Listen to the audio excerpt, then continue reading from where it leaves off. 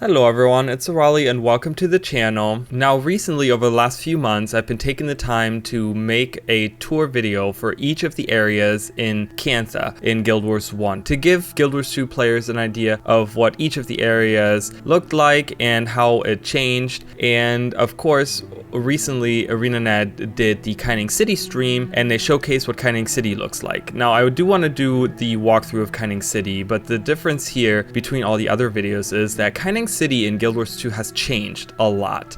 There's a lot of changes. It looks nothing like what it did in Guild Wars 1. So this video is probably going to be a little bit shorter just because there won't be that many areas where we can say, hey, that looks just like what it looked like in Guild Wars 1. They seem to have rebuilt the whole city, and there's only certain things like the way the structures look and that sort of stuff that remained a little bit the same, especially the better looking areas in Guild Wars 1 where it wasn't as slummy. It seems like all of the parts that were destroyed or looked like slums where the houses were stacked on top of each other have been destroyed and demolished, and they don't exist anymore. So the city itself has really changed a lot. But I do want to take the time to talk about some of the other things, the important landmarks and certain aspects of the city that I thought stand out for what Kaineng City was in Guild Wars 1. So with that being said, as always, I do want to start with the landmarks. The first one I have is the Roost, which is the Tengu outpost that we have in Kaineng City. The only other Tengu outpost that we have is on Xingji Island, the Eyrie, and we have talked about that, and I've made a point about Tengu are coming back and they're gonna seemingly be a big part of that culture. I have a feeling that maybe where the Roost used to be,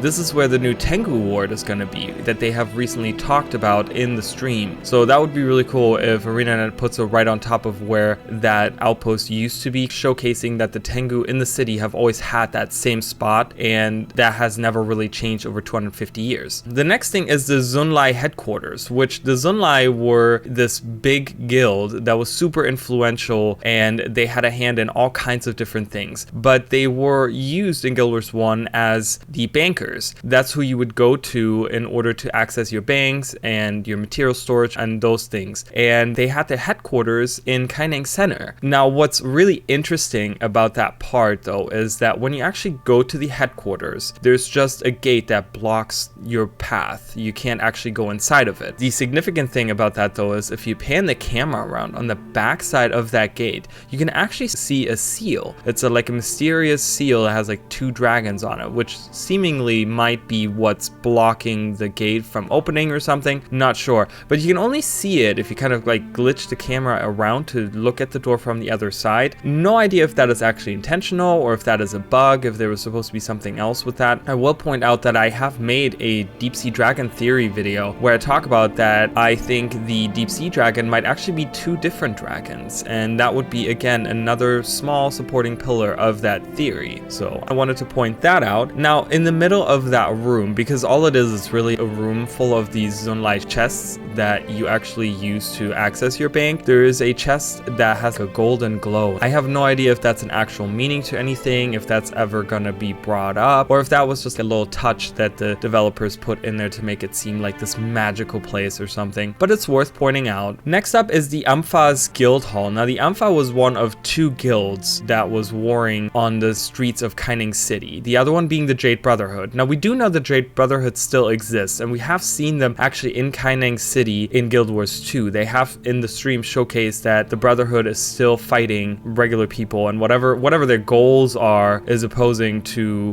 whatever we're doing in Guild Wars 2. But the other opposing force was the Ampha Guild, and they were these criminals that lived in the Undercity, and that's where their guild hall was as well. The guild hall isn't anything impressive really, it's just this little area and there's all these mushrooms that grow around there, and like I said, it's in the Undercity, which is like the poorest part of the city, and they're just hiding out there, and they're these petty criminals, and you can go around there, and they have a boss out there too, but not much really happens there either. Once again, it's just something that I want to point out. Maybe they'll have some kind of reference to that at some point, and I'll talk about the Undercity a little bit in detail more in a minute. Up next is the Jade Brotherhood Guild Hall. Now that being of course the opposing force to the Ampha, and they actually had had a guild hall on the outskirts of Kaineng City, on a small separate little island that was connected by bridges. Once again, it's a cute little area, has a little garden area in the back, but other than that, not much really happens here. There's a couple of story missions that bring you here specifically during Winds of Change and stuff, but other than that, not much that happens there. Next up is the Dragon Lighthouse. Now this is something that I have extensively talked about, especially in the deep sea dragon theory video that I have, which this is the second lighthouse that we see, the other one being on Xingji Island, and during the Xingji Island video I did talk about those as well. So I think they have a very big significance to the deep sea dragon, and I think that's something that maybe we should keep in mind. Those lighthouses are really cool, and I would love to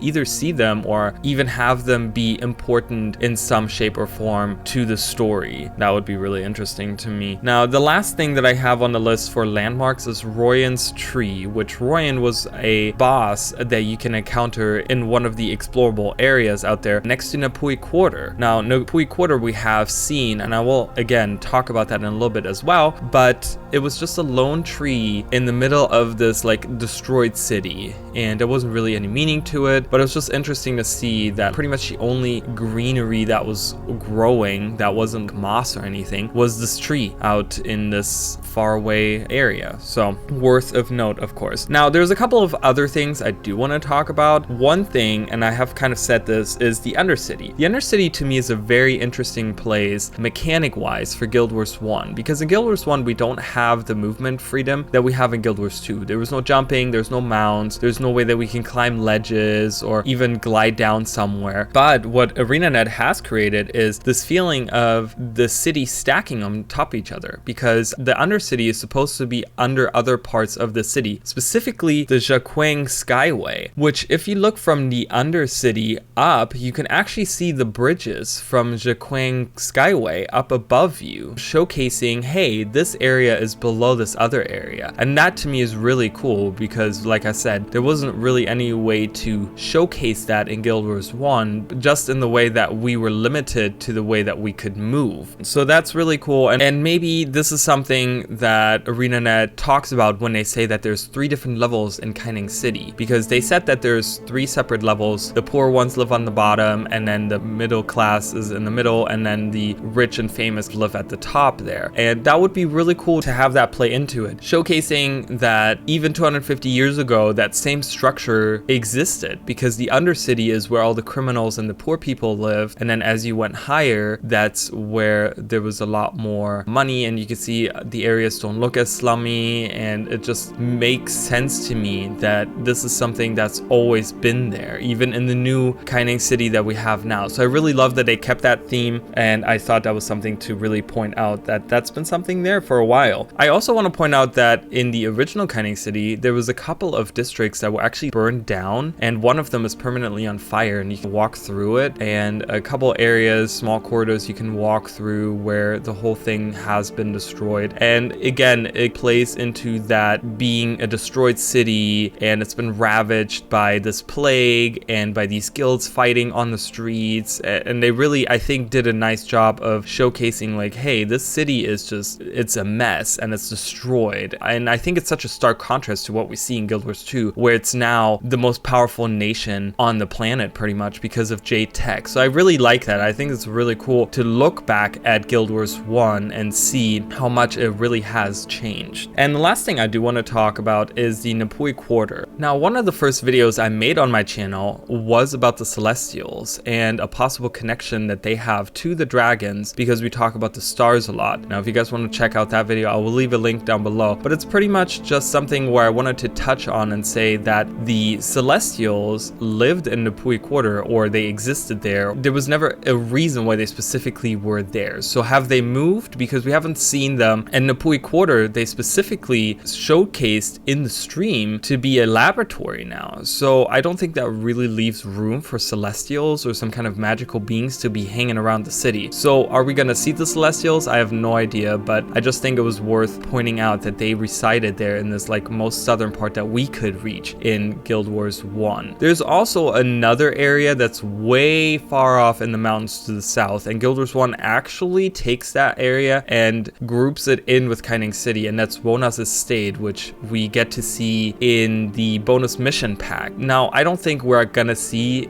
that estate at all, and I don't think we're even gonna see a mention of it because it's so far south to southwest of the Equivald Forest. So I don't think that's an area we're really gonna see, but it's just worth noting that there's this big estate of this minister up in the mountains. So maybe there'll be some kind of map at some point maybe that we go to, and it's in ruins, or maybe someone else took it over, or maybe it's the ancestors that still live there or something, but it's just worth noting. Now that pretty much concludes all of the areas of Guild Wars 1 Cantha. We have done Xingji Island, we have done Kaineng City, we have done the Jade Sea, we've done the Equivald Forest, and that pretty much is all the main areas. Again, this video is going to be a little bit shorter because I'm not going to showcase all of the different areas, but I do want to show some of the stuff in the background, show a video of all the different areas I'm talking about, as well as whatever else there is to see of note. But yeah, so that's pretty much it, and End of Dragons is approaching fast, guys. It's coming, so get ready for it. I'm really excited. Again, I'm Arali. I do stream here on YouTube as well as Twitch every Sunday, Monday, and Tuesday from 9:30 Eastern Standard Time until around midnight. If I have a lot of people in, I might go longer. And I also don't just stream Guild Wars 2. We're currently doing Pokemon Legends Arceus as well as Lost Ark, and I'm going to be doing Elden Ring and other things to come. And I do a couple of challenge runs of Guild Wars 2, and there's going to be more of those coming up. And of course, I'm going to be doing a bunch of End of Dragons, and we've been doing some raiding as well. So if you guys are interested in any of those, like I said, check out my streams, and all the VODs are on the YouTube channel as well. But with that being said, that's going to be it. I'll see you guys next time.